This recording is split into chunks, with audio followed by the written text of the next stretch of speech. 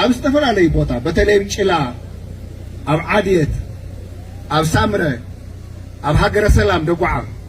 ኣብ ባዕለው ተንብየን በተለይ ከአብዝ ከተማ እዚ በተደጋጋሚ ኣብ ብዙሓት ናይ ትግራይ ገጠራት ብዙሕ መስዋዕት ከፊሉ ህዝብ ትግራይ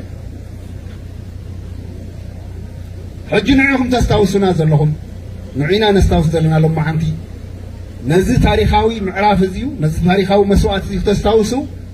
ሓወልቲ ተኺልኩም ኣለኹም ኣጋጣሚ ቅድሚ ወርሒ መፅአ ሪአ ነይረ ሕዚ መወዳእቱ በፂሑ እዚ ሓወልቲ ከዓ ነቲ ዝሓለፈ መስዋዕትን ነቲ ዝቐረባ እዋን ዝኸፈልናዮ መስዋዕትን ከም ድልድል ኮይኑ ከሰጋግር ተሰሪሕ ኣሎ ክብሪ ይሃውኩም ነዚ ሓወልቲ ዝቆምኩም ብፆት ክብሪ ይሃውኩም ህዝቢ ጭላ ምክንያቱ ታሪክኩም ታሪክ ህዝቢ ትግራይ ታሪክ ተቃለስቲ ንሕና ትማሊ ሎሞ ኣለና ፅባሕ ዘይክንህሉ ንኽእል ኢና ቀፃል ወለዶ እንታይ ነይሩ ኢሉ ነዚ ታሪክ እዚ ከስታውስ ስለ ዝገብሮ ግቡ እዩ ኣብ ዘጥፋእኹሞ ጉልበትን እና ኣጋጣሚ ኮይኑ ከዓ ናይ ብፃይ መለስ ኣሎ ናይ ብፃይ መለስ መስዋዕቲ ኩልኩም ትፈልጥዎ እዩ ካልኦት ብፆት እውን ኣለዉ ካብቶም ኣብኡ ብስእሊ ተቐሚጦም ዘለዉ ኣጋጣሚ ናይ ብፃይ በርቂ ኣሎ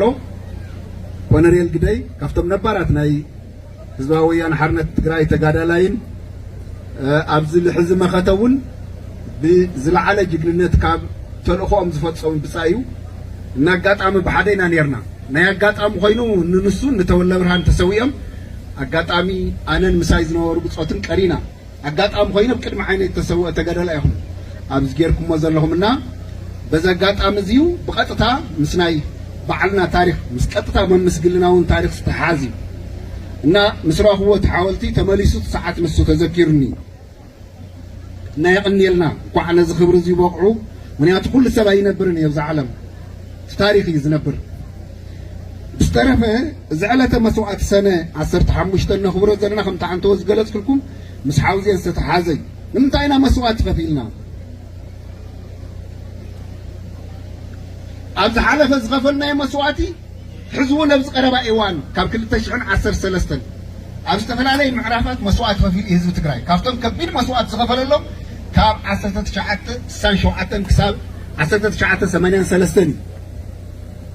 ካልኣይ ምዕራፍ እንብሎ ብቐጥታ